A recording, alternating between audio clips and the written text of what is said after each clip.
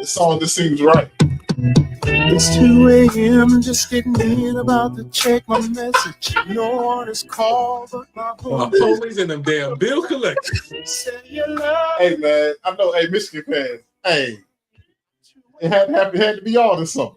No, this is all season. So I called her mother's house and asked her. All right. I'm sure. That's too much. That's too much. No, I'm not.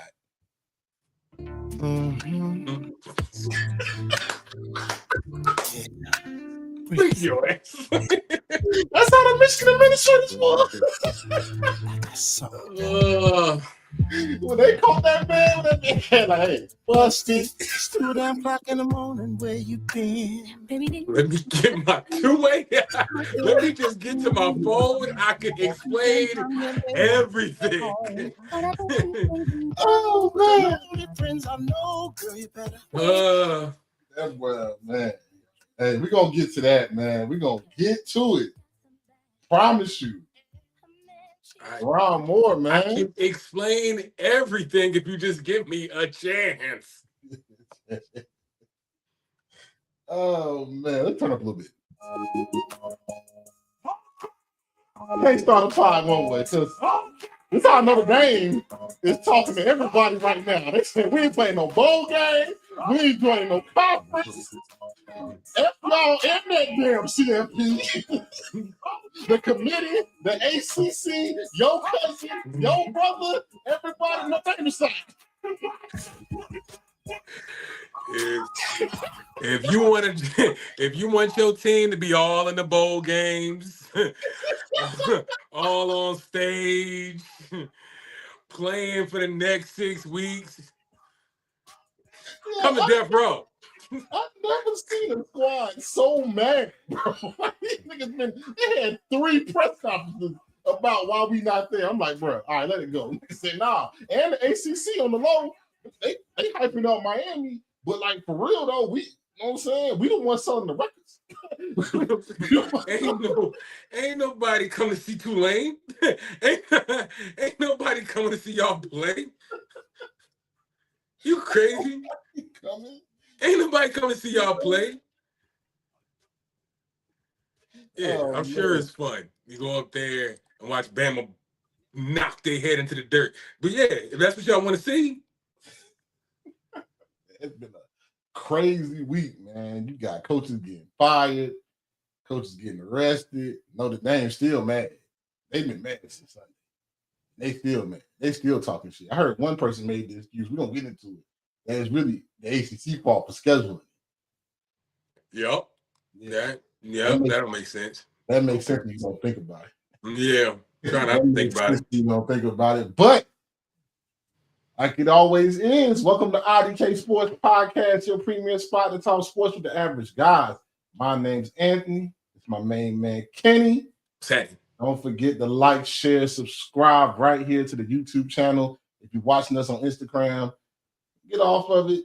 Come to the YouTube channel, like, share, subscribe, because this is the premier spot to talk sports with the average guys. Appreciate it. Man, we got a lot going on, man. Whew, boy, a lot happened in like the week that we was gone. Boy, we was gone for 2 weeks. The way stuff was going down around here. The pod guys. they smiling on us. Every day there's something new. Can't you feel it? There was something new. But like it always do, how we starting every show. I done changed this list like 4 times. You had a lot of options. This is Anthony, big dogs of the week. So let's get right into it. First off, Prairie View A&M won their first conference title since I think 2009. Jermaine Jackson in his first year wins his first SWAC championship and headed on to the Celebration Bowl, and he called his shot. I remember everybody was laughing when he was singing, and Atlanta's the home of the purple and gold, and hey, they got them. They playing South Carolina State. We're gonna get to that Celebration Bowl game, but shout out to Prairie View A&M and Jermaine Jackson, great first year. And again, Notre Dame. Hey man, Notre Dame said, fuck y'all in that bowl game. How about that? Don't need it, don't want it. Tell them I said it. F you in that bowl game. I don't care. You should have been in the college football playoffs. So if you ain't talking about that, get off my line. New phone. You know what I'm saying? Other than I respect it. That type of petty I like. If you're gonna be petty, go all the way with it. They said it on Sunday. We ain't playing shit. I don't care. I ain't doing no interviews. Don't call me. No pitches. Yeah, no. And they playing a bad team. They playing BYU in the Pop-Tart Bowl and so far. That's a good bowl game. Don't care. I don't care. You know what I'm saying? And everybody else fault when we not there. Even though we could have won one of them games. But, we'll get into it. Next one is Brent Pry. You probably wonder why I got him here. Some people you got to respect for being homies and loyalty, bro. He's going to be the defensive coordinator of Virginia Tech. And James Franklin and him must be boys. And his boy said, hey, man, I need you to come back and be my coordinator. I got this job. They fired you mid-season. Now, Brent Pry is still a defensive coordinator. He probably could have got a job somewhere else. But, hey, when your dog needs you, sometimes you just got to swallow your ego. You know what I'm saying? Push that to the side, but hey, big dog, I got you. And I respect that. So salute to you, man. You know what I'm saying? Going back into the same office that fired you after week 4. You know what I'm saying? So I respect that. Michigan football, way to wake the offseason up. I like it. Wake us up. Wake it up, bro. wake it up. You know what I'm saying? It's been kind of dull out here in these streets. Notre Dame crying and shit. College football. Nah, I got something for you. I got some up my sleeve. We're gonna wake it up. We're gonna wake it up, man. And speaking of waking it up, now I'm gonna say this, y'all. Kenny don't know nothing about it. I'm gonna say this. Hey, bro. I know it says IDK Sports Pod, and this is some serious topic right here, right? Okay. And I see it every week. They be like, oh, podcast equipment costs too much. Oh, you don't know ball. Yeah. You don't know this. But we all year during football, since I could have sworn that I told y'all Brent probably gonna get fired. I said that, right? Mm-hmm. You know what I'm saying? My man Kenny told you Texas A&M was gonna go in the Death Valley at night, whoop their ass to get Brian Kelly fired. Oh, my bad. It did happen. You know what I'm saying? You know what I'm saying? My man Kenny told y'all Texas Tech was gonna whoop their ass, whoop BYU ass again. What happened? It happened. You know what I'm saying? Indiana. Everybody, I saw the comments like, oh, we'll be back. Hold on to that, big dog. Oh, you over everybody. What happened? You know what I'm saying? Mm-hmm. I'm just saying, bro. We not like these other podcasts. I know. Don't let the name fool you. Yeah. It's IDK. Say that. Hey, say that. Talk nice in them comments. That's all I'm gonna say, bro. You know what I'm saying? We really be getting it right more than we get it wrong. They really don't be spinning the block for us, and they really don't be spinning the block. They be like, all right, bro. Nah, you got it. Not even you got it. Like Notre Dame, if you listen to IDK, you wouldn't have been mad. I told y'all for 3 weeks now. I told y'all last year y'all shouldn't have been in. That's another thing. Now everybody will be in the Notre Dame train. I swear I was here since I've been here 2 years. Telling y'all that they not like that. You know what I'm saying? I just had to get that out the way. And so IDK and IDK Kenny, IDK Sports Podcast, Big Dogs of the Week. Because hey, bro, that's some respect. Yo, hey, when we right, circle the block. Because y'all quit to circle the block when we wrong, but circle the block when we right. Like, oh, you got it. Good call. You know what I'm saying? They show up early to hate. Before the 12 o'clock lineup, they ready to hate. Yeah, ready. Like, oh, I'll be back. Yeah, you wasn't back. So a lot of Ohio State fans, where you at? Y'all was quiet. Never came back, man. But oh man, this hurts. No, it don't. I ain't gonna lie. I would say it hurt me to say, but I don't. But it's not hurt. It does not hurt me to say. We're gonna start. We're not even gonna bury the lead. Let's get right into it. Let's get to it. Yeah, Mr. Big were to be released from prison today and has what's happening in Michigan right now, bro? I had a chance to speak with him today, and I asked him, "Why did you do the things you did?" What's going on? I know on Friday he about to go in front of the judge. He got fired and arrested all in the same day. I'm confused. I started selling dope back in 1986. I bought a Cadillac and put them things on that bitch. Hey, come on. Come on. You're going to start it right off, man. Ain't going to bury the lead, man. Sharon Moore, former Michigan head coach, has been fired and arrested and in custody all in the same day. That's a day. All in the same day. A bad day at work? Having a bad day? y'all know, like the shocking news that happened, it came out of nowhere. They're saying fired with cause. That means does not get paid for inappropriate relationships with a staffer, bruh. And the more details that come out, it don't look good for boy. At first, I gave him the benefit of the doubt. Now, one thing I'm gonna get my conspiracy thing out the way that's not really conspiracy theory is it was heard, rumors is Michigan already knew about this. They really didn't want him to be the head coach. You know what I'm saying? This is already a thing. You know what I'm saying? And it was, you know what I'm saying, them Harbaugh trees. All I can say is that Harbaugh era in Michigan, towards that end, y'all some wild boys. It was some wild shit going on in that damn Michigan program. Yeah, I read the tea leaves on that too. I saw the links to the Harbaugh tenure there in Michigan too. I was like, yeah, it all will be revealed. Go ahead, bro. So, you know, fired with cause. Then later you find out he was detained. Then he's arrested. Now he's in custody. Has not been brought up on charges yet. But he's a suspect for alleged. All this is alleged assault. Rumors are going out that he threatened to do some things, harm himself. You know what I'm saying? Using words real carefully. Harm himself. Yeah. With after this in front of said person.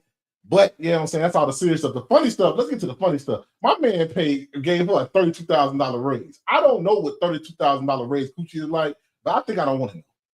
That's a lot.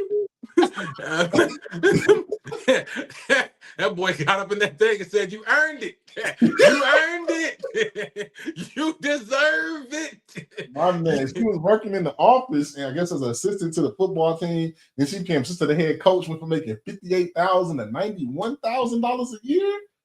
Big dog, you weren't even trying to hide it. And then allegedly another story that came out that the DoorDash kind of got him because he DoorDashed the Plan B for Shorty. But that's alleged. Now, if that's true, that's crazy. Yo, who pulled that receipt, bro? You out of pocket. You out of pocket. That's crazy.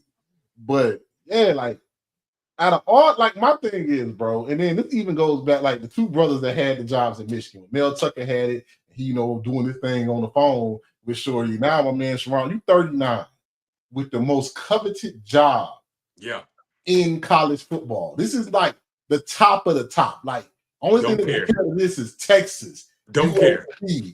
Don't care. Ohio State, Notre Dame. Don't care. I don't even know. I was like, Michigan is a different level. My man said, I don't care. You know what I'm saying? Yeah. I like the way she make me feel. That's right. You know what I'm saying? So my man, then he probably about to, now he married too with 3 kids. So I was gonna bring that up. So you got 5 recalls and now you still got to pay. You know what I'm saying? It's a bad day for my man, yo. Oh, the way you about to get taken to the trial is gonna be biblical. Biblical. Huh?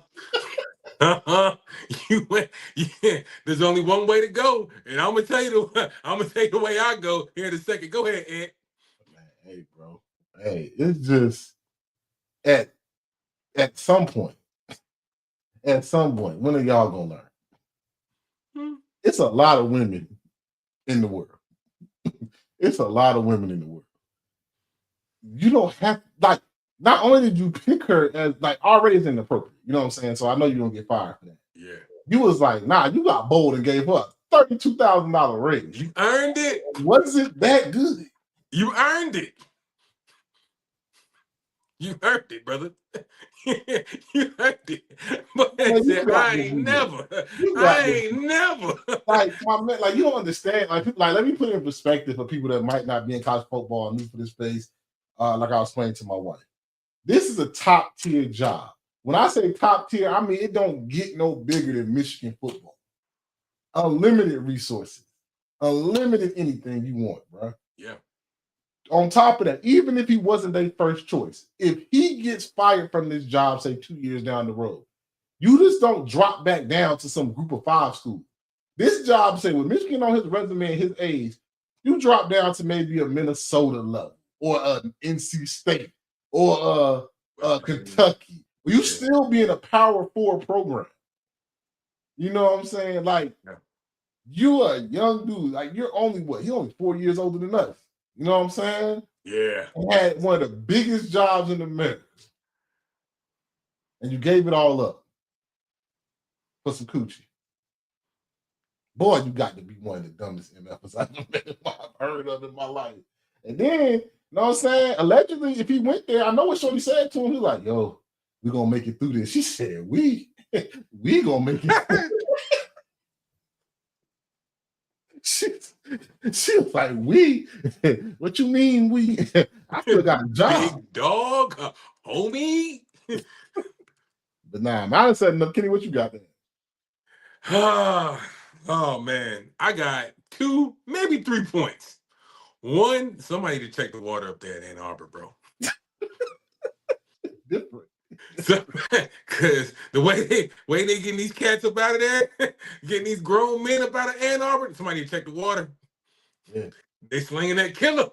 They slinging that killer up there. And I'm telling you, I'm reading the tea leaves. I'm telling you what I'm seeing. So whoever he messing with go on that list with Erykah Badu and the mother was like, hey, I don't need listen, that in my life. I don't need that in my life. Ever. I am a married man with 2 daughters. Married man with 2 daughters. Huh? Love my babies. Okay? But boy, I have never seen a freak demon monster the way you showed up at my office. And the way that pay increase gonna hit your direct deposit, huh? Come Monday, Friday? Killer. I don't slinging that killer. Point number 2. Oh, brother, your wife about to take you to the cleaners. Oh yeah, it's probably safer for him in there. You had to get that slice of that devil's pie. You had to. Yeah. You had to. Oh, but buddy, you about to pay for this. Alimony, child support, whatever. Go, hey, just whatever you made. Yeah. Get your legal team ready. Because this is about to get ugly. They about to break you down to your socks. He got 3 kids too. Yeah, it's gonna get nasty. Blood will be shed. Tears will be spilled. Number 3. Michigan, don't be stupid. Don't be stupid. You done seen I'll say a fairly young black man take that role up there in Ann Arbor. That's gonna be the last brother we see up in Ann Arbor for a while, and I'm coming here to tell you that now. We can't handle it. We can't handle it. Clearly, we've seen you get a hold of some of that milk magnesia. ain't nothing we can do. God forbid you send Dr. Umar up there, bro. Break the strongest of us. Now, see, I wouldn't know. I got me a black queen on my side. Huh? So does my partner in crime, Ant does. Him too. But some of what's going on up there, these brothers can't take it. They can't. It's bad. Something wrong. But all right. Moving on more. Now Michigan needs a coach. That is one of the biggest jobs in the country, looking for a coach. Mm-hmm. And a lot of people has been speculating who they might get. And I think anybody, they gotta ask everybody. Dan Lanning, Kellen DeBoer, McNally, the guy down in Vanderbilt, everybody. I'm asking everybody that I think I want to make the head coach if they're interested in me. Because it's Michigan, man. It's Michigan. It's not like Penn State, where Penn State had to get a coach. This is Michigan. They can get a name. They don't get much bigger than Michigan football. So it'd be interesting. Could I see Kellen DeBoer be like, this Nick Saban thing a little too much? Hey, go somewhere and rock and just y'all can have this. Y'all can have this back. Yeah, go somewhere rock and just coach, maybe. Could I see the guy from Vanderbilt leave? Some people say Tim Elko or Matt Elko, whatever, I forgot his name. God takes that in. They say they might ask him. The Dan Lanning one, I don't know, because his relationship with Phil Knight up there at Oregon, you get about anything you want. That's a tough job to walk away from. But it's gonna be interesting. Somebody about to get their coach too. I'm just keeping it buck with y'all. Oh yeah, somebody really good is about to get their coach. Yeah, might be somebody playing these playoffs about to get their coach. That's a fact. That's a fact. That's a fact. Nah, I ain't got too many points after that, bro. It's honestly, I know it's not ideal, especially at this point in the season. It's very late in the recruiting season. I mean, hell, I don't even know how far we are away from like, Portal open soon. yeah, you know what I'm saying, from the portal being open. So it's like, damn, this is kind of like a really late time to kind of jump into the mix. But just to echo what Ann said, you don't hold on to your head coach tight. Hold on to your coaches tight. Cause yeah, that's a job that don't come available that often. You know what I mean? Had it not been like a hellacious run that Sharon did after when he was finally omni-dominant into Michigan, um, that kind of made the coaching list a little bit short. But this go round, yeah, that too is going to be very far off of a 2 week notice. It's going to be immediate. Hey, they calling, so I'm going. So hide your kids, hide your wife, and apparently hide your coaches, because Michigan is on the prowl and they got a blank check. Ask that man if he married, how strong his relationship is. You know what I'm saying? Obviously, go up there, boy. Hey, brother, let me tell you something. I'm gonna ask you something on air too. This is how serious I am about it. Hey, let's say you got a staffer. How strong is your wheel? The Brother, flesh always win with you. That boy put some extra cheese on that paycheck, huh? About it. That's how serious he was about it. That's all crazy. right. What happened to a paycheck? They can't even like take that away because that's a mentality. It's bad. It's bad. Moving on. It's bad. Moving on to some good news, man. The SWAC championship was played last weekend in a great game. Watched the whole game. Prairie View A&M versus Jackson State. Prairie View A&M wins the game 23-21 in a back and forth kind of nail biter game right there at the end. Cam Peters showed out 17-28, 294 passing yards, and also added 100 yards rushing and had 2 total touchdowns in that game. Big time game by Cam. That quarterback power was working all night long for the SWAC champions in Prairie View. Jackson State, Jared Lockhart had to come in for Jacoby and Morgan as a true freshman. Played good, like he's been doing all year in the spells that he had to play. 6 for 9, 156, 1 touchdown. Did throw a pick, but they were trying to push the ball downfield, so I get it. Nate Rembert was 4 receptions for 80 yards. Prairie View clinches their ticket to the Celebration Bowl to play South Carolina State's champion, the MEAC. Like I said, good game. That defense for Prairie View is really good. That 3-3-5, I think he runs. And them 3 guys up front are very stout. Stop Jackson State from running the ball. And that was like really all she wrote. And that offensive line was very physical. Like I said, right up the middle with quarterback power when they needed it. Got the plays they needed. Cam made some big time throws when he needed. I was very impressed with Prairie View. They've gotten better as the year went from that last time I saw Cam Peters play against Alabama State. He's gotten progressively better as the year go on. And now that's what you want to be doing at this part of the year. Now you got a SWAC championship. Now we down in Atlanta. See what we can do in the Celebration Bowl. Yeah, for sure, man. Just to go back to the game for a second before we get into the Celebration Bowl. Hell of a defensive performance. I was damn near say dominance from Prairie View, bro. They held JSU to 84 rushing yards. Something that's been like a rushing juggernaut all season. That's been a calling card. Also, another pivotal moment, man. Like, I was just for sure after like a 16 play, however long drive that was, took hell of time off the clock in the 4th quarter. You know what I'm saying? It was like, all right, Prairie View about to put the dagger in it. But, Peters unfortunately, came with a fumble. But here we go. Put the defense back on the field. Prairie View held strong and stand firm.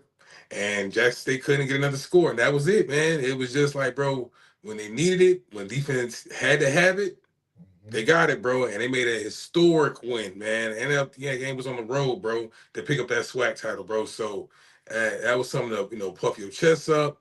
You know what I'm saying? I saw Coach doing his boogie on the field, bro. You know what I'm saying? Turn up. It is a lot to be celebrating, especially now that we heading to Atlanta, bro. Let's get to it. We in the Mercedes-Benz Stadium, dog. Come on, man. Let's get to it. Yeah, man, it was a really good game. So that sets up the matchup. South Carolina State, Shedeur for the second year in a row wins the MEAC and head South Carolina State Bulldogs into Atlanta. Tremaine Jackson off a Division II National Championship appearance at Valdosta, first year in the SWAC, leads them to a SWAC championship and a trip to Atlanta. So now, this Saturday, in the Mercedes-Benz Dome, noon on ABC. South Carolina State versus Prairie View. Just a couple of, let's get to some things into the game. I think, like I said, South Carolina State, to me, has been playing some of the best football ever since they close win against A&T at the A&T's homecoming. Quarterback has been playing a lot better. I think his name is William Akins. The six, I want to say. If I messed that up, I think ain't the one with the V on the other side. That's 6, right? If the V is in the front, it's 6. So what's the V is behind? I think it's 4th. He might be the 4th. He might be the 4th. Let me help you. I'm about to find it for you. Yeah. He's the 4th, bro. He's the 4th. He's the 4th. I got you. Yeah, he's the 4th. He's been playing really good football since then. Like Walker Harris won the MEAC Player of the Year award, but he's been playing steadily good football, and they've been able to run the ball. And I like that secondary for South Carolina State. I think their cornerback was Defensive Player of the Year. Actually, one of their corners was Defensive Player of the Year in the MEAC. So, the offensive line is always decent. They're a physical football team going up against another physical defensive front. Now, that when you have a 3-3, when you play a 3-3-5, which I think that's what they play in a mixture of 3-3-5, 3-4 kind of thing. Mm-hmm. Them 3 guys that you got with their hand in the ground gotta be stout. That's the only way you can stop the run. Mm-hmm. Then against Jackson State, them boys were stout. They would not move. You know what I'm saying? That's what you want from the 3-down linemen, to not be able to be moved, require double teams. Mm-hmm. That secondary Prairie View is pretty decent too. When they get pressure on the quarterback, they're even better. This is gonna come a game of 2 things. This is Tremaine's first time in Celebration Bowl, but not the first time in the championship game. You know what I'm saying? Shedeur, as much as he wins conference games during the regular season, when the postseason come, even back to Benedict, does not have good showings. 2 times at Benedict and the time at South Carolina State, not good showings. Is this a team now that South Carolina State, even though I think they're a more complete team than they were last year, then they can run, pass, I think the defense is really good. But Prairie View, with the new players, Cam Peters is playing very well right now. That defense, like I said, we talked about the SWAC championship game, held Jackson State to 80 yards rushing. That's their MO. So now I think South Carolina State throws it a little bit more, so they kind of a little bit more balanced than Jackson State is. But I think it's going to come out to be a great game. I think it's going to be a low-scoring game, maybe 21-17, or maybe 17-14 comes down to a field goal. But I think South Carolina State, like I said, I'm going to rock with the team that I see. I'm a MEAC guy, little biased here because I watch them more. But I also really, truly believe South Carolina State has quietly been playing some of the best football in Black college football for about the last 6 weeks. And I think they're going to hoist the trophy once again and be Celebration Bowl champs once again. I'm going to go 21-17, and it goes down to the end where like they stop them or get a turnover or stop them on the way while Prairie View is driving. So I'm going to do 21-17 South Carolina State, and South Carolina State wins another championship to add to their trophy collection. This is like a newcomer versus a blue blood. South Carolina State is a blue blood in HBCU versus the newcomers in Prairie View who like trying to create that championship history in football. So I'm going with the blue bloods in South Carolina State. Yeah, man. So I'm not going to bury the lead. I got this coming back to the MEAC too. I got South Carolina State winning. I think my prediction is somewhere around probably, I'll say 28-20, 28-17, somewhere. You can flirt with that if you want. But just sticking to the offensive side of the ball, I like the more pro-style bounce attack that the Bulldogs have with Atkins. I think he's, how can I say, just with their system, it allows him to be more efficient, a little bit more methodical. I do like their top receiving threat over there with Jordan Smith. He's been very, when I say adequate, I would say well above average, and say exceptional this year, especially this latest stretch coming down the line, getting to where they got that MEAC title. Again, they're just the hottest hand for me coming into this game. I like the story that Prairie View has. I like what's kind of been leading them up to this point, being very disciplined. Being stout on defense when they had to. That multi-dimensional play that they give from their quarterback. So I can appreciate all that. But again, this is just from what my eyes are telling me from the odd test. I got to go with the hottest hand. And in this case, I'm rolling with South Carolina State, bro. Come back to the MEAC. Yeah, needs to. Come back to the MEAC. Needs to come back to the MEAC. But like I said, man, this is going to be a great game. Great game. Great end of a great HBCU season. The end of this is a great way to end the year for HBCU football. And I think you've got two teams that's going to be well prepared, ready to go. So don't miss it. Noon on ABC. All right, let's get into some conference championship games. Get to the first one. Texas Tech, BYU. Can you call this one? And Texas Tech is going to put belt to ass once again. The BYU, just a better team. Texas Tech, Braden Morton. Baron Morton, yeah. Yeah, Baron Morton. 20 for 33, 215, 2 tugs. Coy Aiken, 3 receptions, 66 yards, 2 touchdowns. BYU, Bear Mitchmere. I don't want to mess up the name. I said, you know how to say it? Hell no, that's why I don't try. I know that he need to change his damn number next year. Was 16 for 27, 115, 2 picks. LJ Martin had 19 carries, 76 yards, 1 touchdown. Texas Tech just more physical, more athletic, more everything. It's a better team. BYU's not a bad team. Texas Tech is just a better team. Better matchup, better team. Point blank period. Yeah, man, like I said, prior to this game and even after this game, hey, man, defense ain't no damn mistake. You can't mistake. You don't just happenstance fall into no damn defense or mistakenly play good ball. That 29, whatever it was the first time, and now is what we spinning right back to a 34-7 game. Defense ain't no mistake, bro. And even with that, they came out and did it again. You know what I'm saying? Like, I'm trying to see some numbers here. Ben Roberts, the other, for those that's on the Jacob Rodriguez bandwagon, I get it, hell of a player. But the other linebacker for Texas Tech, he had a hell of a game. That Roberts, something. Yeah, Ben Roberts, 2 interceptions this game, earned the MVP honors from this game. You know what I'm saying? Like, so now I'm not only looking at one Heisman, Heisman hopeful. Well, was Heisman hopeful. We might get into that later on. But we're looking at one Heisman hopeful next to just another just damn good football player.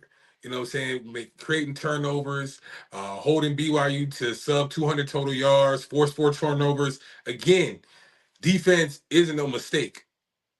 All right? Play good defense is going, that shit translate. It transfers, bro. It goes with you. Same thing we said with Oklahoma earlier this year. Now it's just watching these teams transfer that same defense going to the playoff time. So again, I didn't see this game going no other way. On to the playoffs, bro. And I think some people quietly talking about Texas Tech. This is a scary team into the playoffs. Texas Tech playing, I can see them matching up and beating a lot of teams in this playoff. Like, people are kind of like, man, Texas Tech kind of good. I don't think they're saying it enough where it's like, nah, Texas Tech is really like that. You know what I'm saying? I'm about to say, you sitting right there in that second round of the playoffs, right?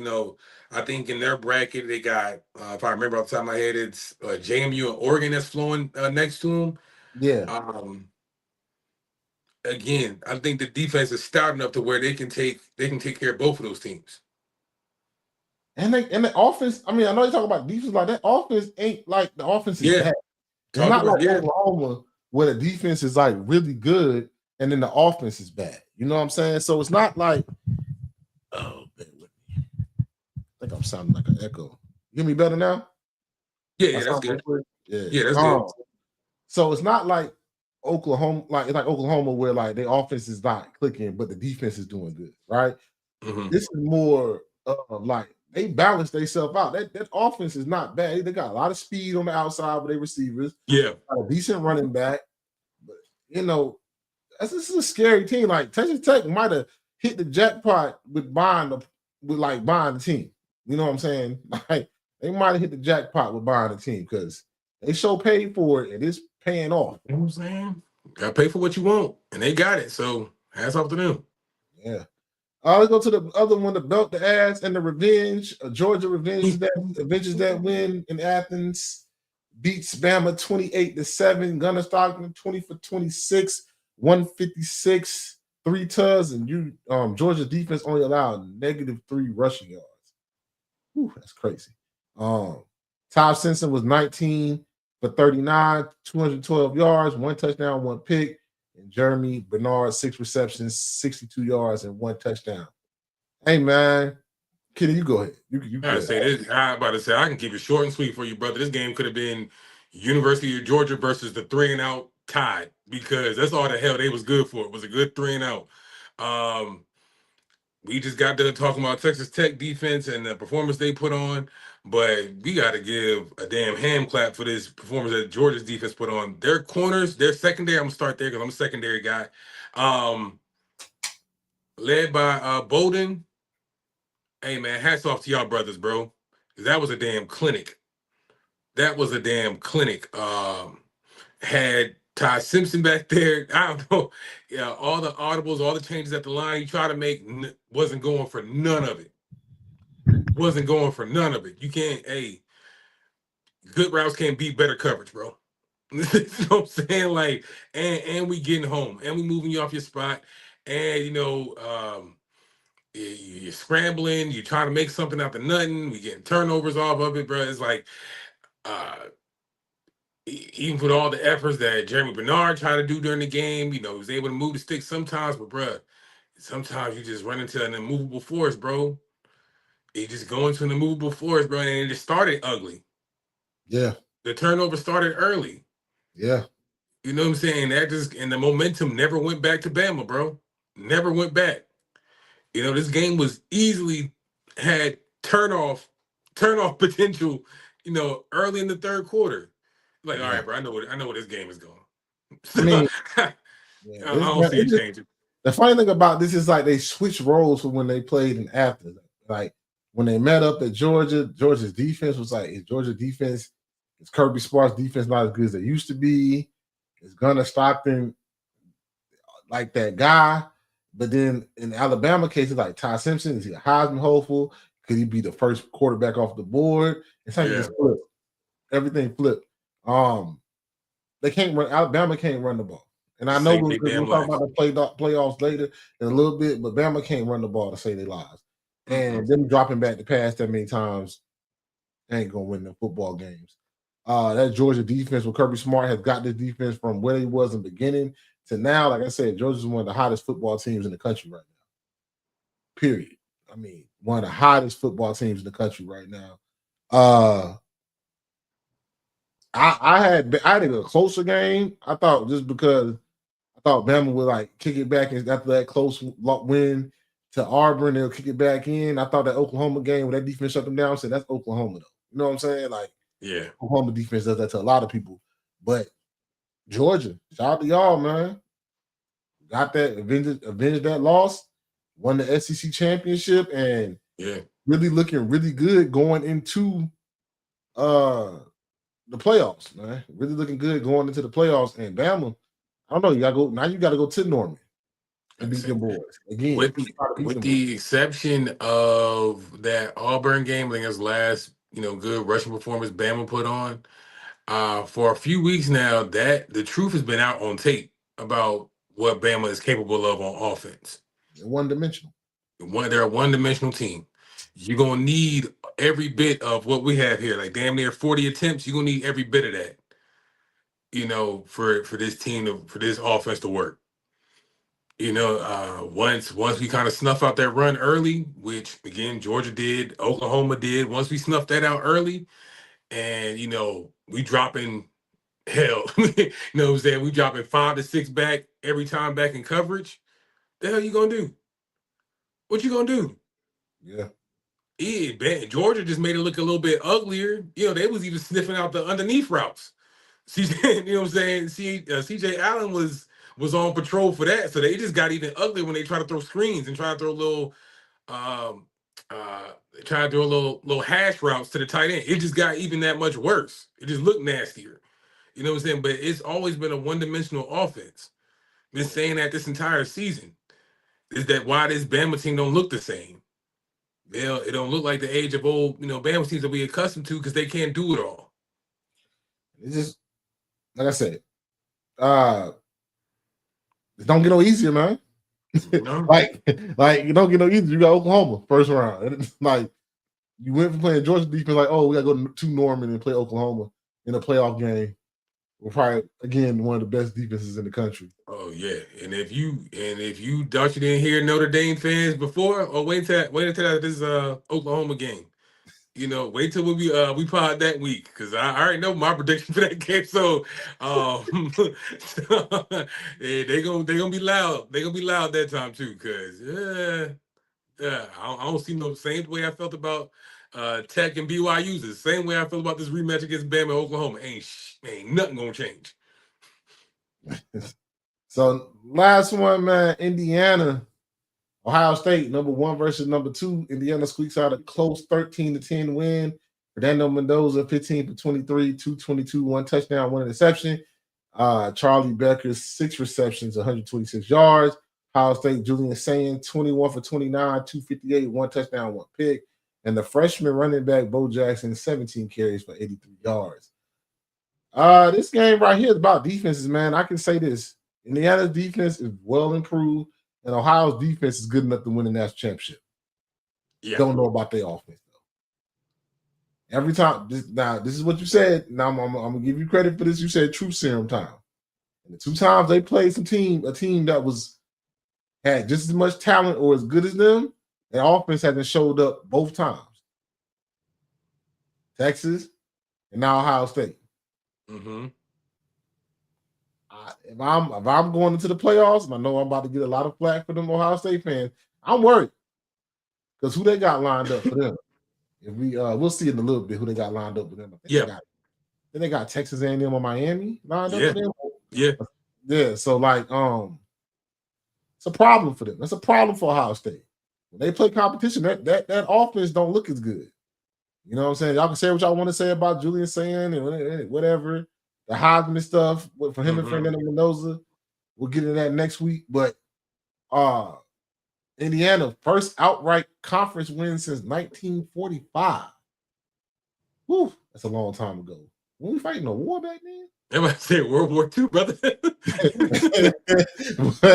but Indiana definitely long time ago. Go ahead, my bad. Go ahead. That's a long time ago.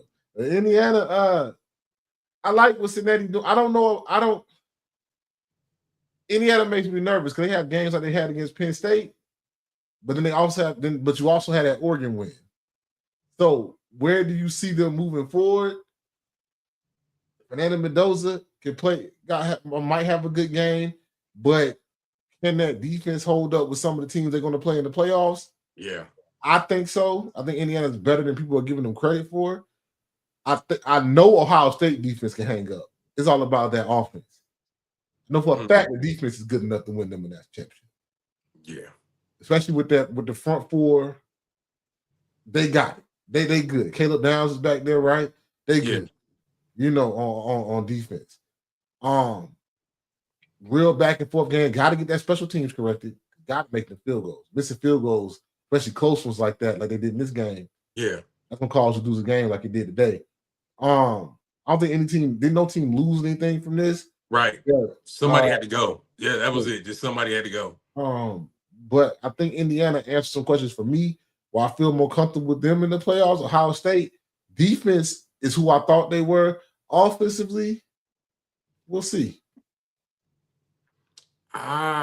Hey man, I don't feel like nobody should walk away from this game with their head held, with their head hanging, or feel like, yeah, told you Indiana was the true #1 team, or yeah, Ohio State was never like, yeah. I mean, to a degree, I always felt like Ohio State still had to meet their match, this entire season.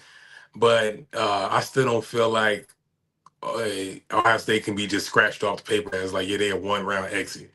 Um, I think Mendoza, if he hasn't proved it during the regular season, he certainly proved it in the games that mattered, including the championship game, that he'll make a play when he has to. That, 40, 50-yard pass, I don't know, that he made deep down the field, like middle of the field, whatever, hell of a throw. I think that back shoulder fade to Elijah Surratt, hell of a throw.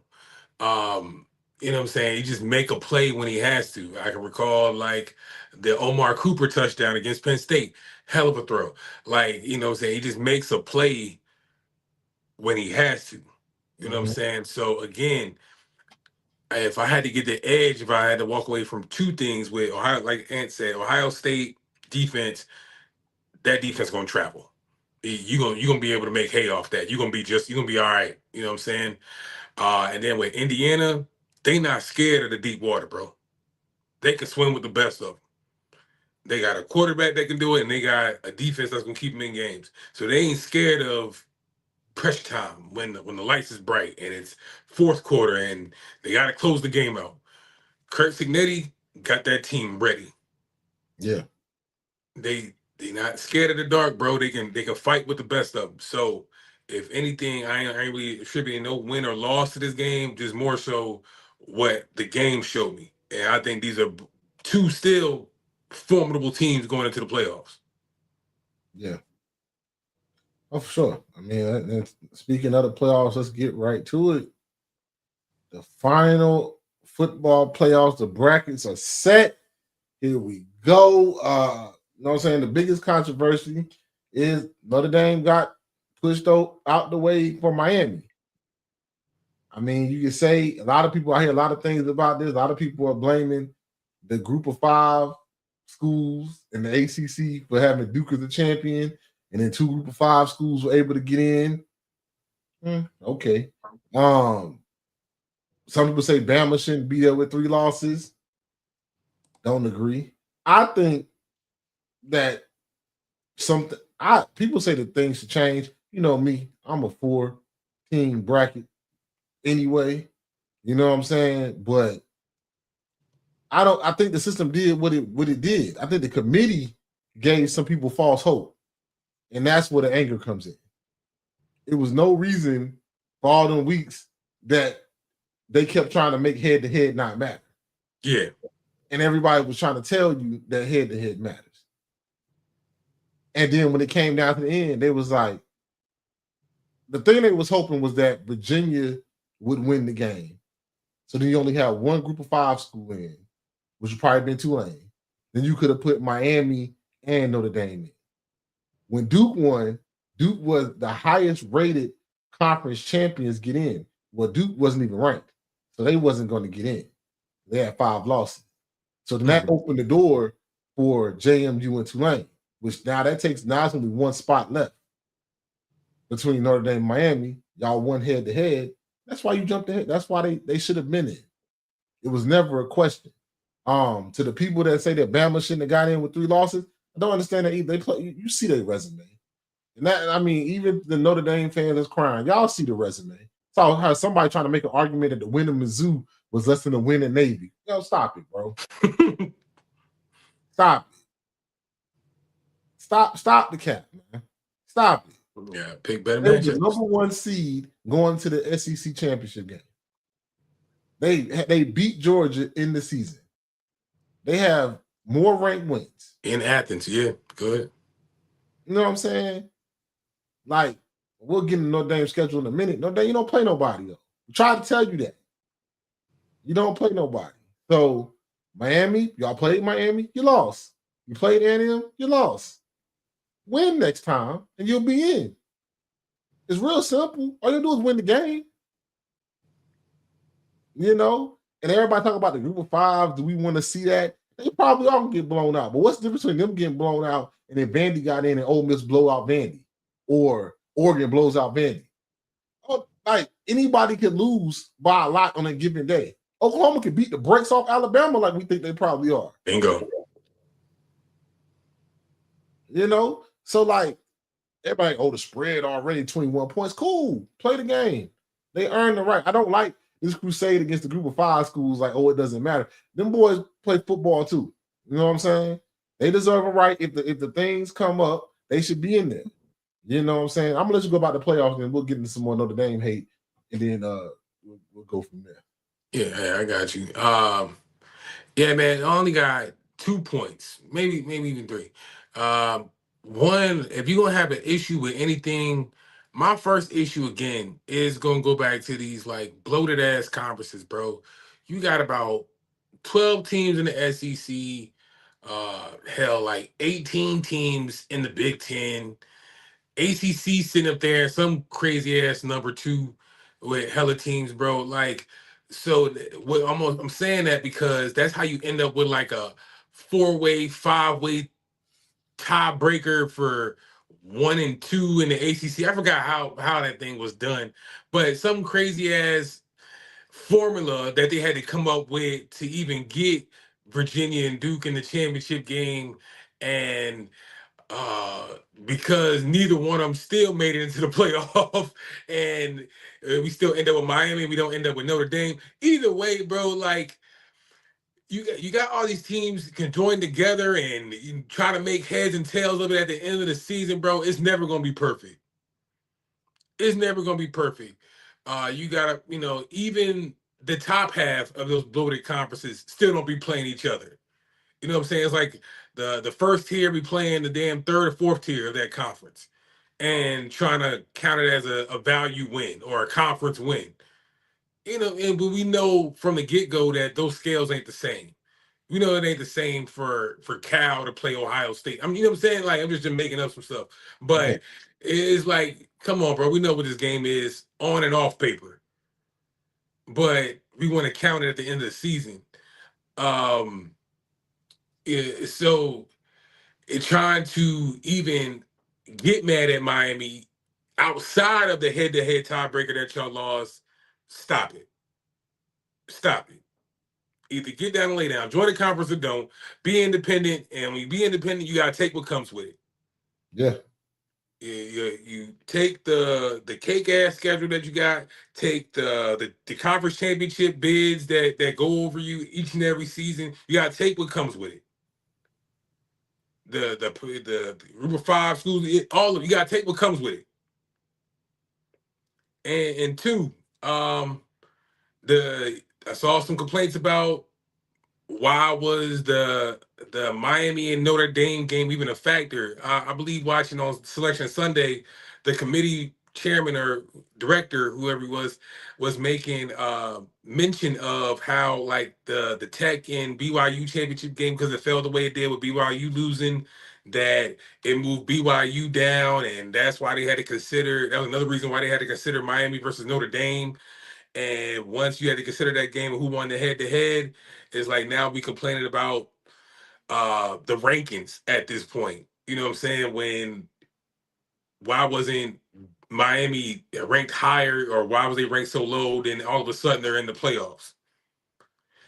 Bruh, again, win the game. You supposed to, you say win the games, and it does not matter. That simple. You beat Miami, we're not even having this conversation. You win the tough games on your schedule, and we're not having this conversation. You know what I'm saying? You want to make fuss about a 3-point differential here or a 1 to 2 point differential against A&M.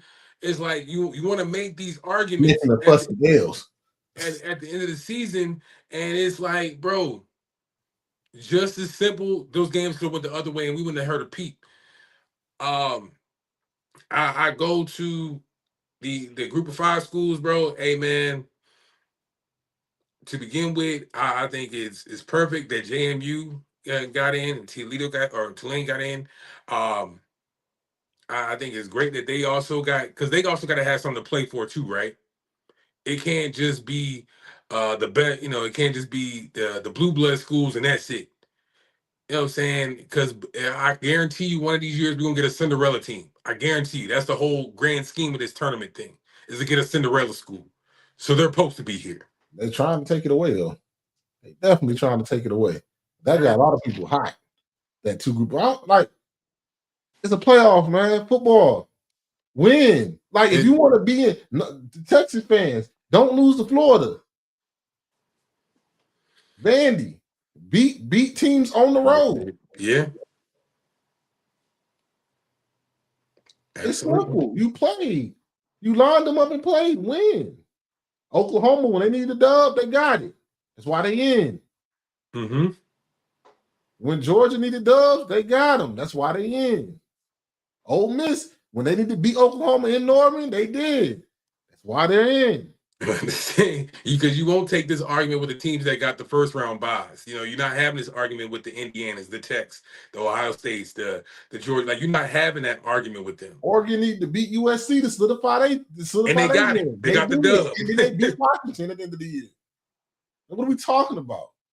Not only did Notre Dame and Miami play each other, they also had a common opponent with Pitt. And didn't Miami whoop Pitt's ass worse than Notre Dame did? If I'm not mistaken. But then let's talk about it. So Notre Dame want to be independent. They mad at everybody that why they can't be in a conference. I mean, why they're not. They want to get all the money. Now, first off, I'm saying they're never going to join a conference. Notre Dame, you get money. Each conference gets money for the teams that are in there for each round. So I think Notre Dame last year in the championship game got $22 million to themselves because they're not in the conference. So why are you mad at the ACC for bigging up Miami and not you when Miami is a full member football person? We just have a contract with Notre Dame. They'll play so many ACC schools a year. But speaking of ACC schools, let's look at this weak ass schedule next year because y'all gonna lose 2 games next year probably, and then y'all gonna want to still be in there. So next year they play Wisconsin to start the season. Then they play Rice, Michigan State, Purdue, North Carolina, Navy, Miami, Boston College, SMU, Stanford, Syracuse, USC. If you lose one game on this schedule besides Miami, I don't want to hear it. I'm about to say I heard SMU. Right. I heard that SMU game, and that might be that might be a sneaky one for them too. Like if these teams perform like they did last year, you're gonna lose 2 games. Let's say you lose to Miami and SMU, you gonna still want to get in. The problem is the AP polls and the committee ranked them way too high. Mm-hmm. Like, I don't know why the bigger schools play them. I know the ACC had the contract with them, but I really don't understand why the bigger schools even play them if they're going to act like this. On this whole crying about why they're not in it, play somebody, man. I know y'all want to keep y'all traditions and stuff like that, but do you have to play Navy every year? Do you have to play Boston College every year? Just about? Does that Purdue rivalry, does that mean that much to you? That USC rivalry, I get, that's a big one. You know what I'm saying? But like now I heard people blaming the ACC for the ACC scheduling the lower level teams for them. Actually, Navy, I'm not Navy, but Notre Dame schedules their own schedule. The ACC just works around. I think the ACC picks half of them and Notre Dame picks half of them that they got to play. So, like, stop crying, join a conference, or go undefeated. I don't want to hear no more, bro. It's over for that. But honestly, and like my issue wasn't even with Miami or the ACC. If I'm Notre Dame, like if my attention would have went to like Alabama, like damn, bro, they got 3 losses, and they how are they still in it? Again, I understand you can't penalize a team for losing in a bowl championship game. The resume is better. You know what I'm saying? It's like again the same thing that the same thing that makes you laugh makes you cry. Damn, they got 3 losses, but yeah, they played in the bowl game because they're part of a conference. So they're gonna get an extra, they're gonna get some more leverage going into the playoffs than you will. Again, you want that big $22 million check, it's gonna come with some points, it's gonna come with some taxes. You know what I'm saying? And this is just one of the fees that you gotta pay is that hey, they gonna get considered you know what I'm saying, with their scheduling because they had to go on the road to play Vandy, go on the road and play Mizzou, go on the road and play South Carolina. But like you're gonna have to pay some taxes. Mm-hmm. While you playing a bad Syracuse team in Stanford. Again, you understand? So it's like, yeah, the only team in my mind that honestly could have been bumped out and I would have understood fully again was Bama. I'm not. You can't turn your. That would have been going off how they look because their resume is better than half the teams that's in the playoffs. Yeah, the wins they have are better than most of the teams that's in the playoffs. Yeah, but again, that's what I'm saying. Going off how they look in that bowl game, again, in my eyes, Bama and BYU don't look that different when it comes to their fate. How they look, yeah. You know what I'm saying? So it's just a matter of Bama had a better resume than BYU, hence why they could still be in the playoffs. To me, they beat Georgia. It matters. It matters. They beat Vandy in Vandy. It matters. You know what I'm saying? Like, wins are pretty damn good wins that they got. Okay, you know what I'm saying? And Georgia hasn't lost since. You know what I mean? Like, you know what I mean? So at the end of the day, you gotta count for something. So I wouldn't just turn my gun solely on the ACC or solely on Miami. If I was gonna put up any fuss, that's what good. I mean, to be honest, y'all was the first one, the first team out. Y'all was the next one up. Play somebody. So if you're not gonna play nobody, they only have one loss to go undefeated. Period. So if you beat A&M or if you beat Miami in the beginning of the year, right, you'll be in. It'd be no questions asked. That's what I'm saying though. And like even in their wishful thinking, even in the shoulda, coulda, woulda scenario, it's just that simple. We ain't got to come up with all these hypotheticals. If again you just get one out of those two. That's all you gotta do. Yeah, all you have to do is get one out of those two, and we again this conversation is null and void. You're in. Probably at the spot where Oregon is, and then now you asking the question to A&M and Oklahoma and Bama. Like now you ask different questions because they would have had a win over either Miami. Like all they do is win one game, win one of the two. The rest of them were cupcakes.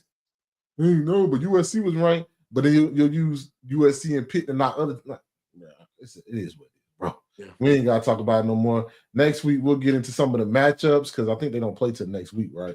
Don't nobody play this weekend. No. That's just a Celebration Bowl this week. Yeah, so we'll get into some of the matchups next week. But just had to get into that. I think the Army and Navy game is this week. Hey, bro, it is what it is. You know what I'm saying? Shout out to the Army and Navy game. Salute our service members.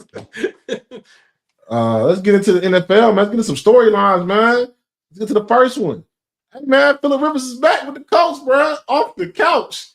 Coaching football, 44. Let's get it. You know what I'm saying? They brought Phillip Rivers back out of retirement. Hasn't played in 5 years because the coach just that damn desperate to need a quarterback. I don't understand. I mean, I asked a lot of questions. I said, where's Gardner Minshew? Where's Joshua Dobbs? Ain't no rookie out here on the practice squad. Ain't Cal McCord on y'all practice squad? Yeah. They could have picked him up off y'all practice squad. Like, practice squad players are available to everybody.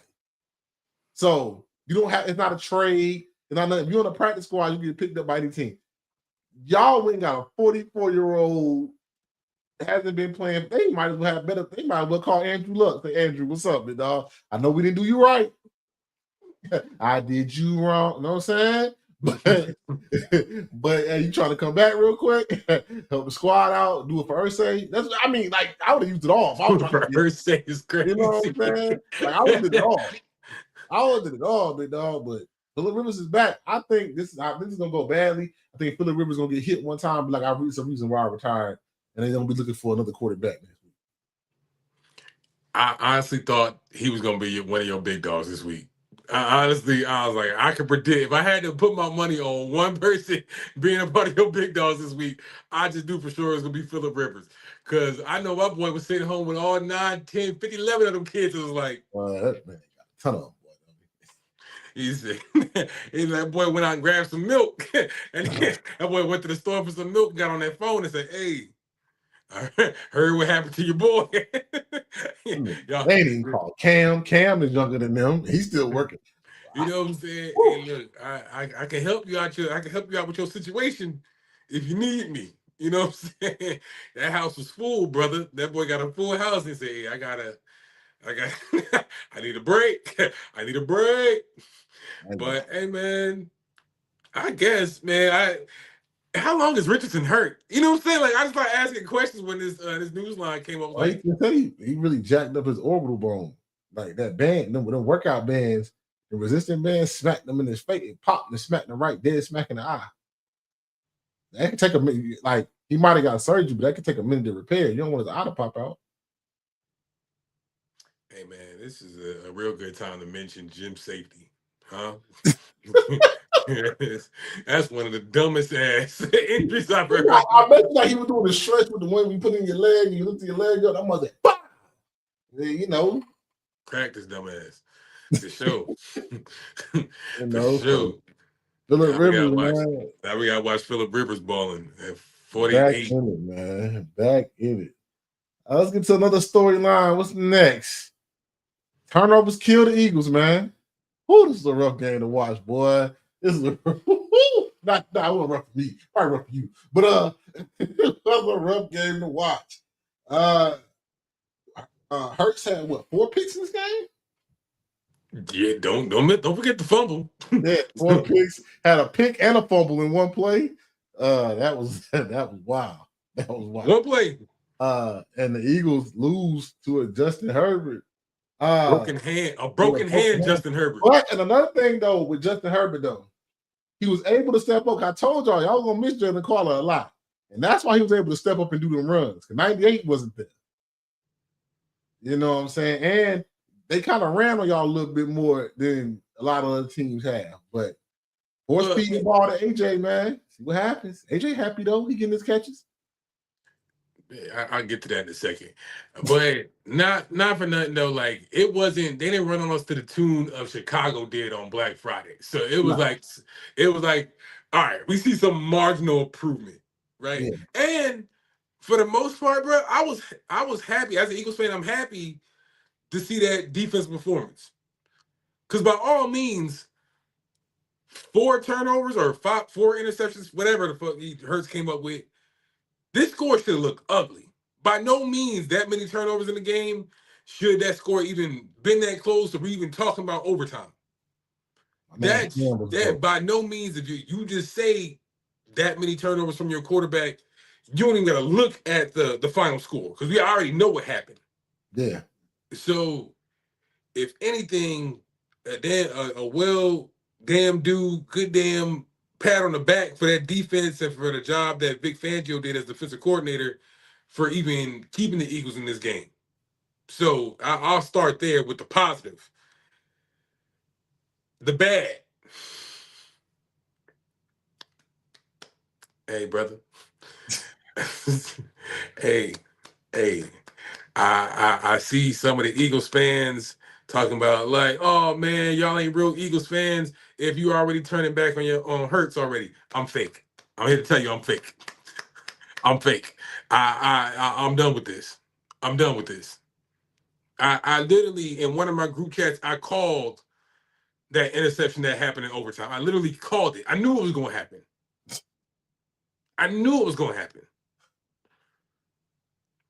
Nothing I was right about this year too.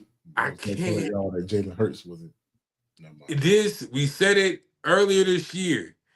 This is the year where they had to cut the leash and see what type of true quarterback he is and know what you're getting with him.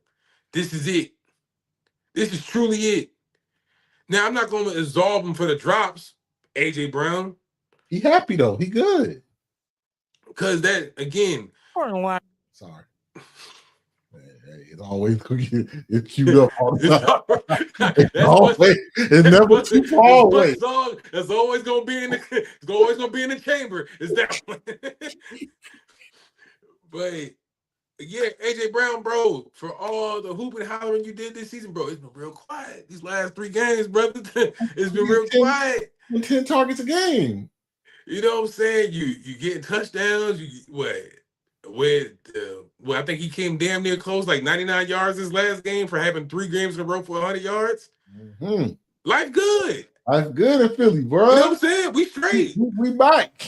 You know what I'm saying? What's up? What's up, Nick? What's up, Sirianni? Yeah. My man, Big Dom. What's up, fool? Yeah. Where has he been at? Need to get back out in these streets. It seems Big Dom on the side. I'm saying. You know what I'm saying? But even with all that hooping and hollering, bro, I can get a drop pass over the middle. That game-winning touchdown you could have had, bro, drop. Like, again, when you talking about I want to be great, I'm always open, hey, yo, all that, bro. Like, when we needed it, lay the dud for us, brother. You laid a dud for us. So, again, I'm not seeing all I needed to see. Still with you in spirit. Always going to be a diehard, but I've seen all I needed to see. Back to you, Ant. Hey, man, it was not a pretty show. That's 3 in a row, too, ain't it? It's a skid. Thank God for the Raiders this week. Yeah. Now, if you lose to Kenny Pickett, you fuck around and lose to Kenny Pickett? Hey, brother, check this out. Hey, Ant, don't you even ask me for my opinion next week when we pod. Don't even Oh, hey, speaking of the team that's on the road, though, are the Jags legit? Let's talk about it. Are the Jags quad is kept? The Colts came back to the pack, and the Jags, ain't they 9-3 right now? 9-4. 9-4. Trevor Lawrence is playing better. They running the ball. That defense is pretty decent. Jags, are they a legit AFC team? And they can score. They can score. Talk about 25, 35, 27, 36, but they can score. They can score. They can put some buckets on you, bro. Again, we found a solution. Coach Liam, we figured it out. We found out the formula. We got something to cook with now. We got momentum. We riding about like a 4-game win streak right now. Yeah. Just at the right time where the Colts are kind of trending down. They calling up people from the group, from the retirement home to come play quarterback. You know what I'm saying? And we starting, the Texans starting trying to make a little comeback. But hey, we stacking these dubs this whole time. Yeah. All right. Let's talk about it. Hey. I mean, quad is kept. Just keep winning games. It's just like, okay, this team is legit. And one thing else I'll mention, bro, like the AFC juggernauts, the top of the heap of the AFC, are just that. Like all of them could be like cream of the crop. You know what I'm saying? They're all playing their best ball. That's from your Jaguars to your Broncos to your Patriots. All of them look legit. Like it's one thing, all right, we get it. The Chiefs are having a bad year. The Ravens are having a bad year. But by no stretch of the imagination can we say that the Jags, the Pats, the Broncos don't deserve to be where they at or getting the wins that they are.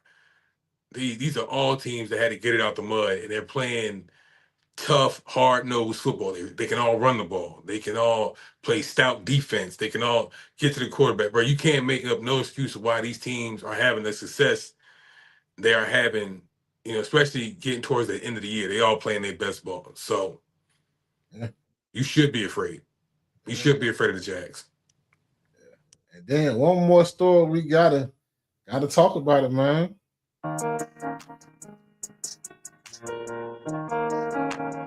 Hey, you saw it, and I want everybody to stay on the other side of the tracks. Don't come over here now.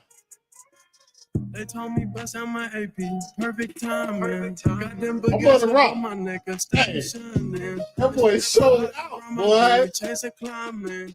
I went and got that new Maybach. I Stay over there. Stay with you. I don't like his daddy. He's too arrogant. Dylan Gabriel's so better. Hey, the best performance from a rookie this year.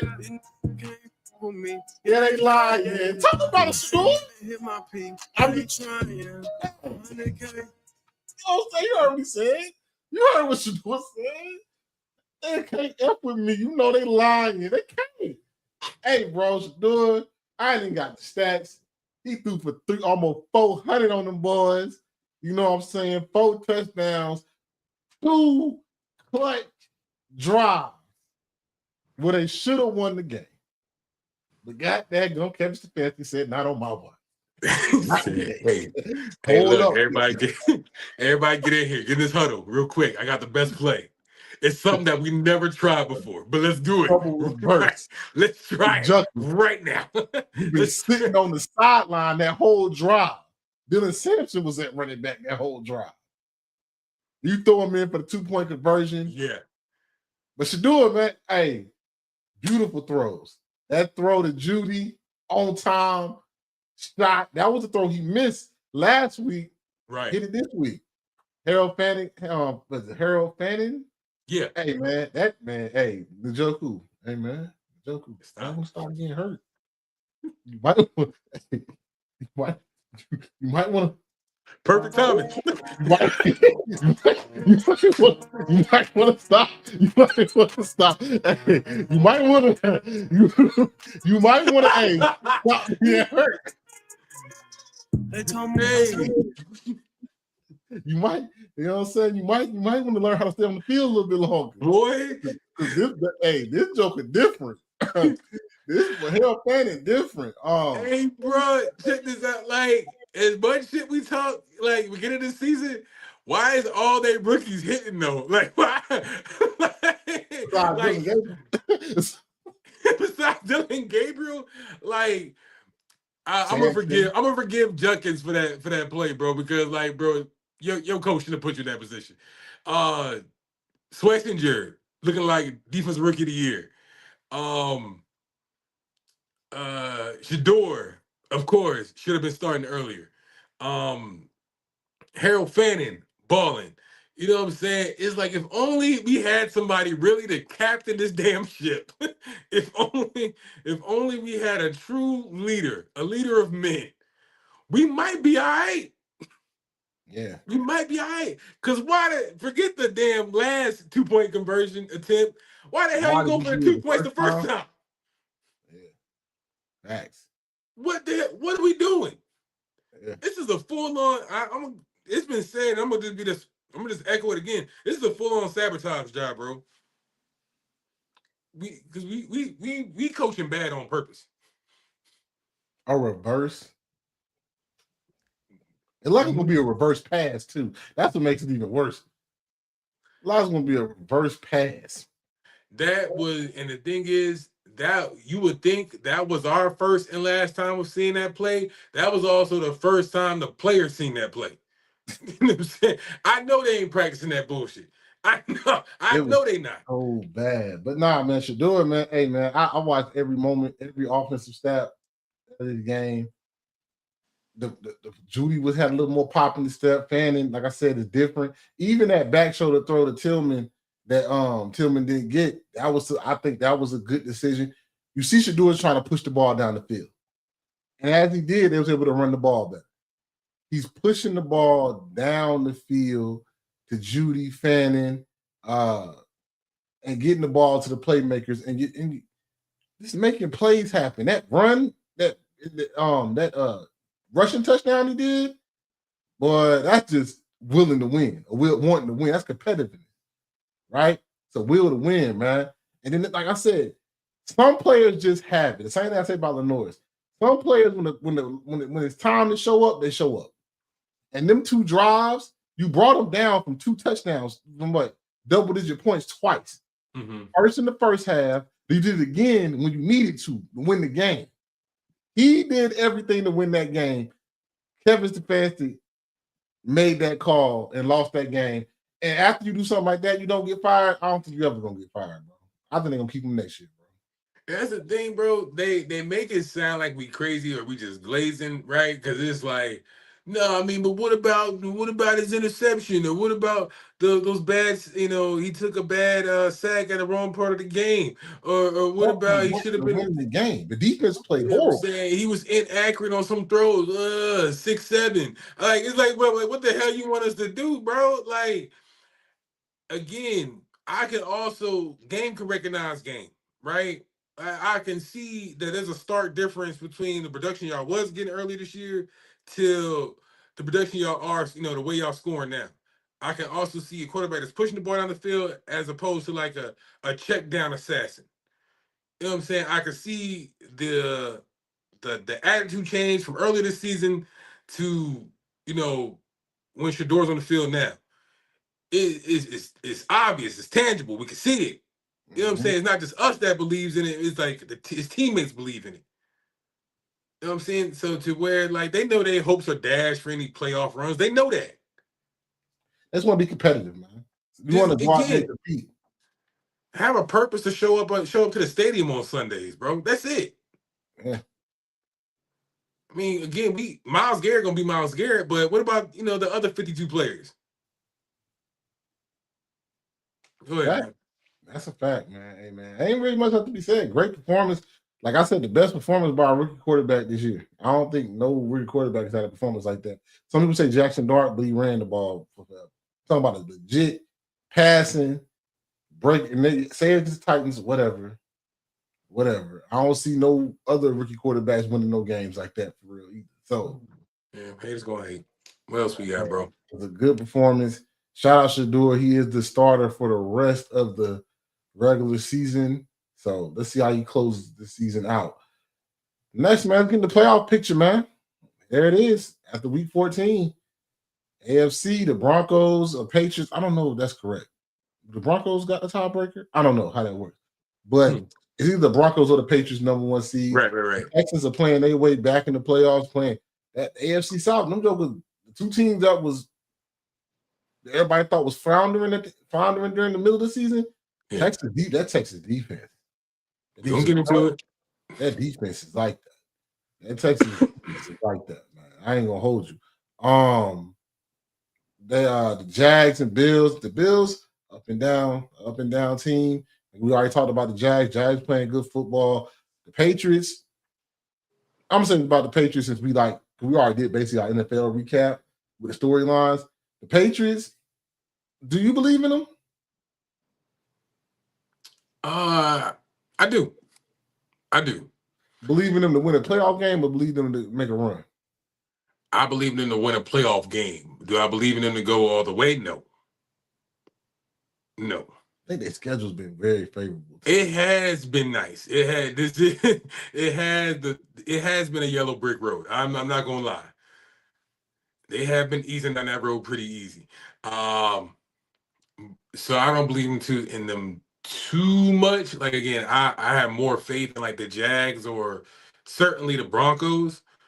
But again, a win's a win. You know what I'm saying? Because like a lot of these games, they could have easily got there. It could have been a lot of trap games too.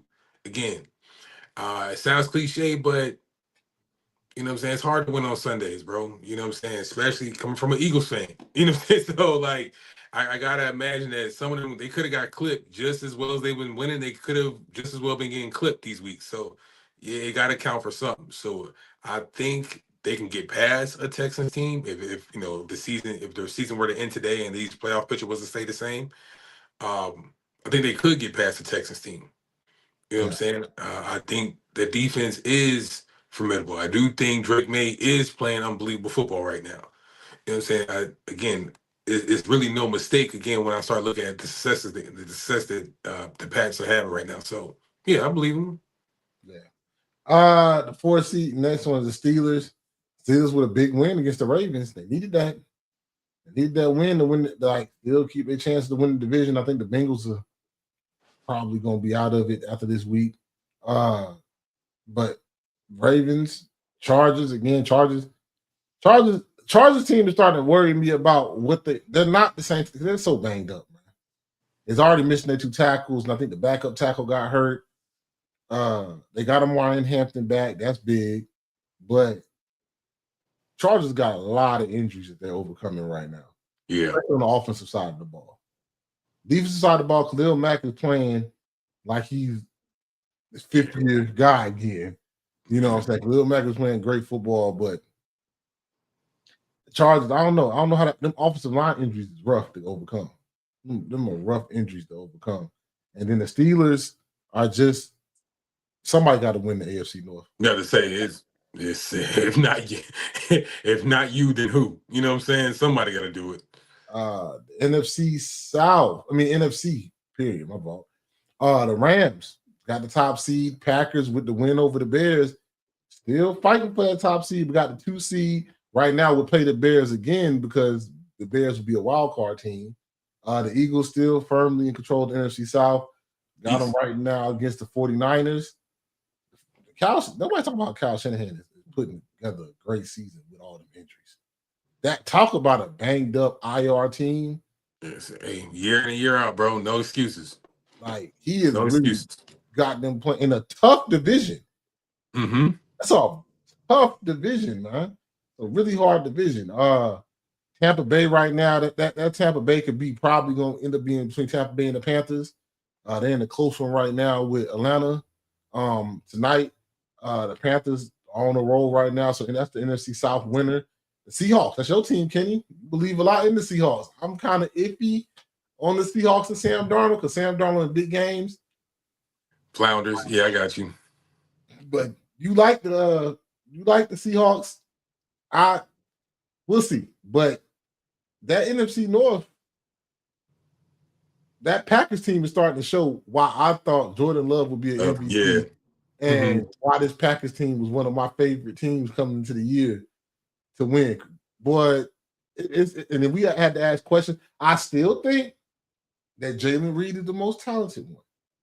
But Christian Watson is the number one on that. He's the star. Now, most talented one, I still think when Reed is healthy, he is the most talented route runner, kind of like an all dynamic. But Christian Watson, when it looks different when he's healthy.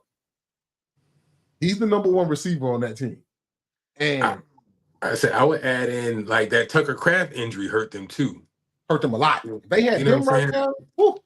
Yeah. That they had to change some things around. So shout out to that, like,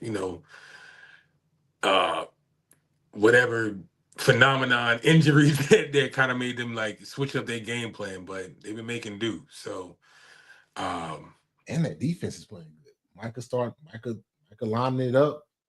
It's hard to run on them. That secondary is playing really good. Everybody's picking up their level of play, bro. You can't be too mad at it. Like, how do you feel about the Bears in the loss? People are really down on the Bears. I like the Bears still. I think they got a good defense. They can run the football. Mm-hmm. Caleb Williams is not playing horrible. He's playing like a young quarterback, but he's not playing. He's showing why he was the number one pick to me. Yeah, I don't get those arguments neither. I think you still get somebody that can, I don't think they like, how long he stretches the play out. He makes some reckless decisions, things like that. But it's a young cat, bro. He gonna learn. He gonna grow. You know what I'm saying? Those things come with time to kind of get some of that youth about of him. But for right now, bro, just sit back and watch the show because I think this Bears team still got the elements of a team that can win late in the season. Like you mentioned, they can run the ball, they can play defense, they can get turnovers. That secondary is pick-off machines, all of them, whether it's Nashawn, Kevin Byard. I think even what's my boy there? I forgot the safety, the other safety back there. He's starting to get picks too. Jalen Johnson just getting healthy. Like, bro, they got the makings of a team that could be a threat. You know what I'm saying? It just so happen, hey, somebody wins, somebody got to lose. So don't take that Packers L like, the sky is falling. They got something to play with. And it get real spooky for like, and we're gonna get into it when we get our predictions. You still got the Lions running around here trying to work their way in the playoffs. But the Rams right now, Matthew Stafford right now is my MVP. The way he's playing out of his mind at his age. just playing out of his mind. You know what I'm saying? Like, I know he has Puka and Devontae and some good targets, but the way my man is just throwing touchdowns and breaking people apart with precision when everybody thought he might not make it through the year, you know. Yeah. I think, hey man, it is what it is. Before we get into your starter sit 'em, I definitely want to get one thing I forgot to put as a storyline because it kind of broke late on me. Hey man, Joe Burrow, bro.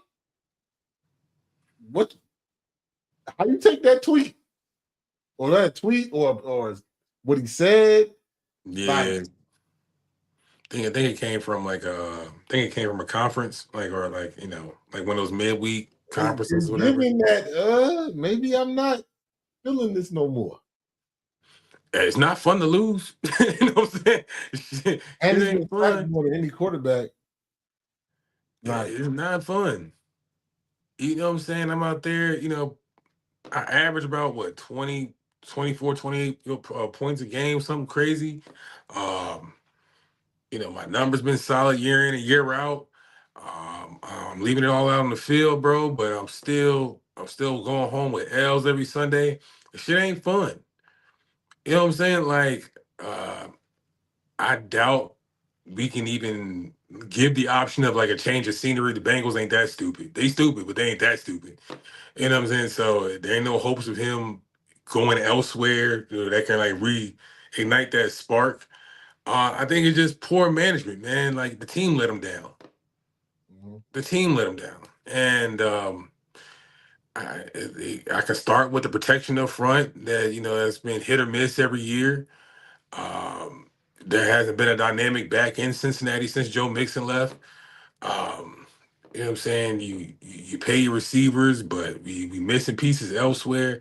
Again, it's like, this team been on my back ever since they made their last Super Bowl appearance, a few years ago. So, and the load hasn't gotten any lighter since then. So like that shit can be crushing, man. I think this is just a quarterback that's feeling it in the moment.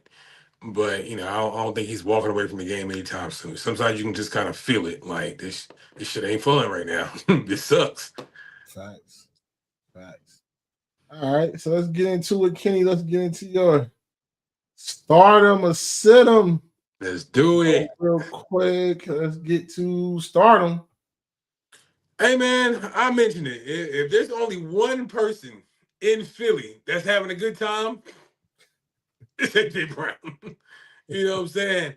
I saw the posturing after the Chargers game. Like, man, I wasn't great when the team needed me, and I had to be great in that moment. But nigga, you don't care.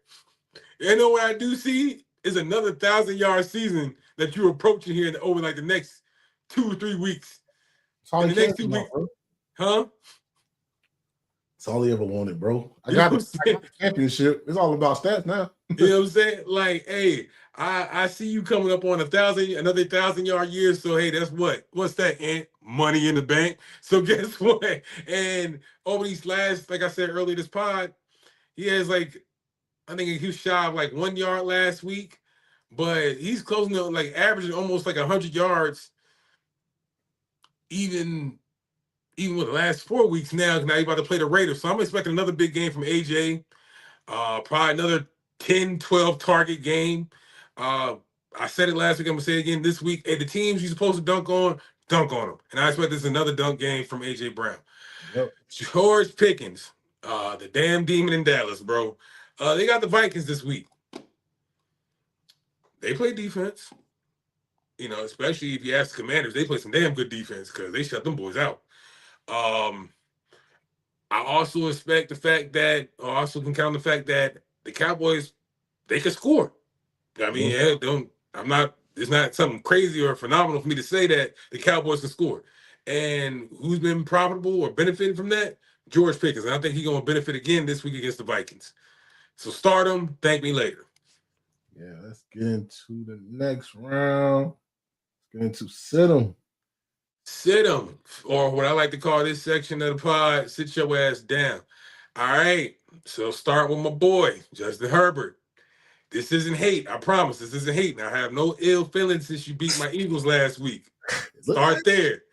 This isn't even hate towards you, young brother. This is just kind of taking the circumstances and it's saying, hey, I don't think this is gonna be favorable this week. This is my most lenient sit your ass down. Yeah. Still dealing with like the hand Yeah. issue a little bit. Yeah. You know, you were able to scramble a little bit last week, you know, convert some third downs. But that's also came at the toll of you taking a couple hits that I'm sure you didn't appreciate. The Eagles did get home a few times last week. Now I'm looking at a Chiefs team that's kind of like middle of the road. You know, the Grim Reaper is staring in the face this season, saying, "Hey, like it's almost time to tuck it in." And you're gonna be in Chiefs Kingdom.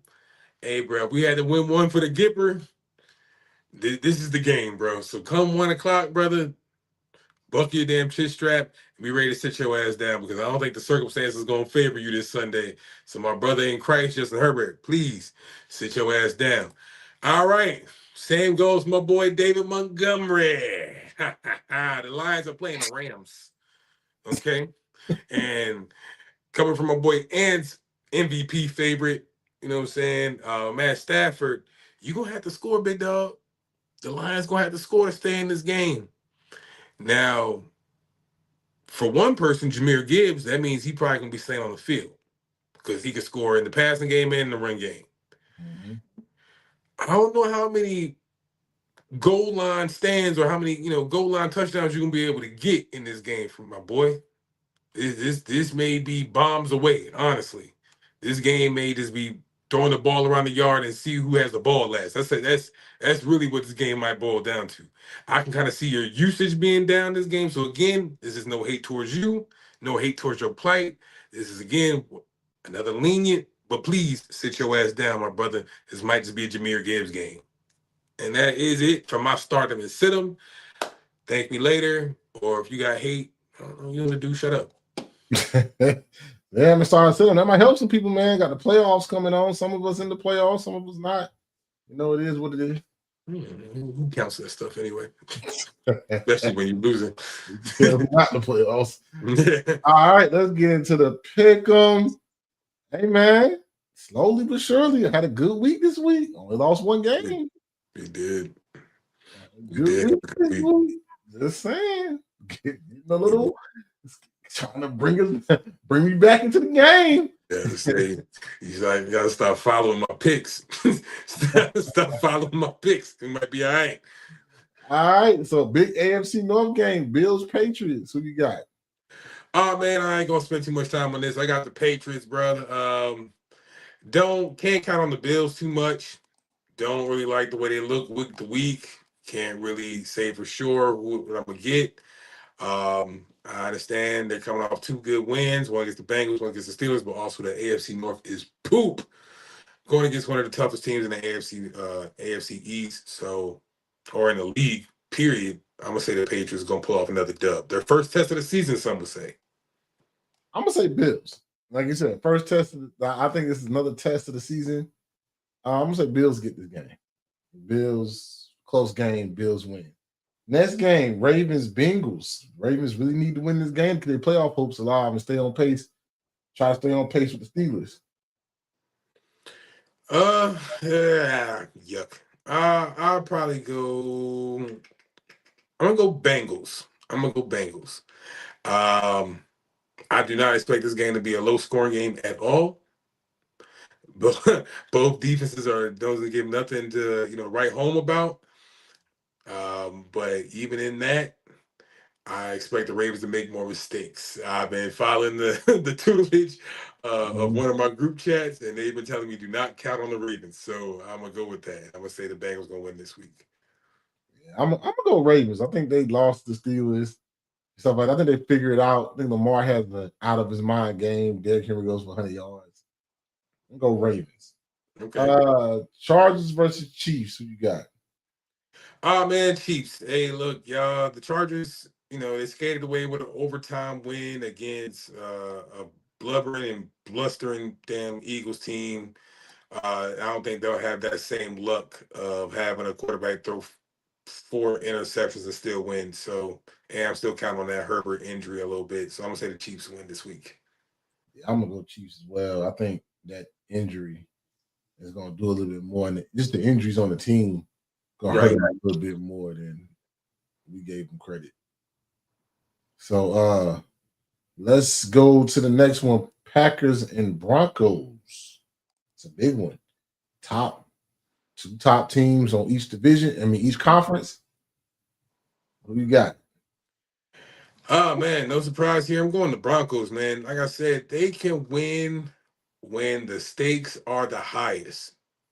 They kind of remind me of that Commanders team last season, bro, where they always just find a way to win late. And there's something to be said about teams that can do that week in and week out and don't lose no luster, don't lose no motivation, no gusto. It kind of becomes their thing, their moxie going into going in every week. So I'm gonna go with the Broncos again with a more favorable dub this week, not so close.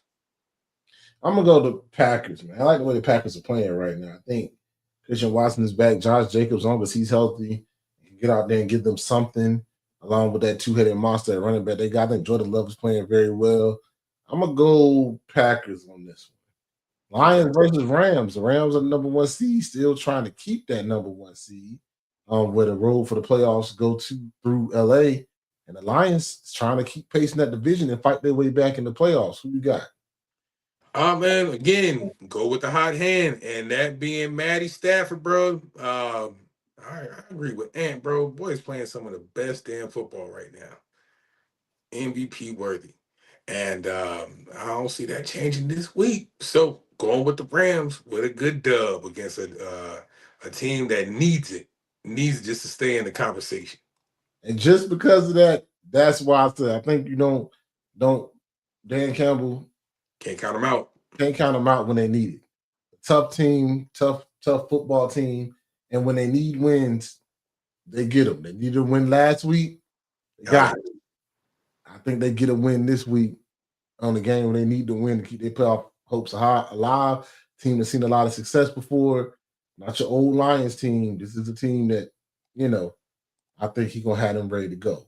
Last one, Dolphins, Steelers. The Dolphins are low-key about to be, they win this game. They'll be back to 500. 500, yep. They've been winning some games. Playing some decent football. HEN is going off. Something different. Like, niggas has the most yards from scrimmage out of anybody this year. So, who you got? Dolphins and Steelers need this game to stay ahead in the division race. A lot of stake for this game because the Dolphins are technically not out of it. No, they're not. And for those reasons, I'm going with the Dolphins. Don't look up now, but the Dolphins are on a 4-game winning streak. And your boy Mike McDaniels to save his damn job once again. we right back in South Beach next year, player. So, man, I expect just the same, bro. Dolphins with another win, back to 500. Life is looking up. I think they're starting to believe again. Close this year out, see how it shakes out. You never know. You just never know sometimes. So, hey, I'm going with the Dolphins win over the Steelers on Monday Night Football. Yeah, me too. I'm going with the Dolphins over the Steelers. I don't trust the Steelers offense to do anything right. So, yeah, that's just a simple decision for me, Dolphins. But quiet as kept. They're playing some really good football. You know what I'm saying, really scoring. They scoring. They getting dubs. They travel overseas, get a dub. Like, bro, it's, you know what I'm saying? Overtime, get a dub. It's got a dub over the Bills. You know what I'm saying? Life's great. Yeah, man.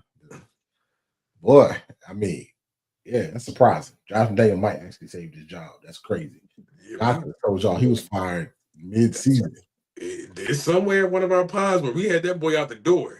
Yeah, that boy went lead course, so not so fast, my friend. That boy is right back. Real man. A lot of things happened this week. Notre Dame crying, the Michigan thing, football, NFL football season is wrapping up. Playoff pictures are starting to come in. You know what I'm saying? Who's a good team? Who's a bad team? Hey man, a lot of questions gonna get answered in the next couple of weeks in NFL. College football playoffs is set. Gonna be a great watch. Don't miss Celebration Bowl at noon. This weekend on ABC. Army Navy game is happening too. What time is it, Kenny? Probably like 3 o'clock or something. At 3 o'clock on CBS or something like that. Yeah, on NBC. NBC. Yeah. Yeah, man. So you know what I'm saying? A lot of things to watch, a lot of good things. Atlanta just beat Tampa Bay. You know What? yeah, That's crazy. Atlanta just beat Tampa Bay on the last second field goal. Yeah, the game's at 3 o'clock. Also for my service members, 3 o'clock Army versus Navy. It's a good game. Yep. Yeah. Hey. Great. 9-2 Navy versus a 6-5 Army. Let's wonder who's going to win. Go ahead, Ed. You never know. You never know in that game, though. But like that.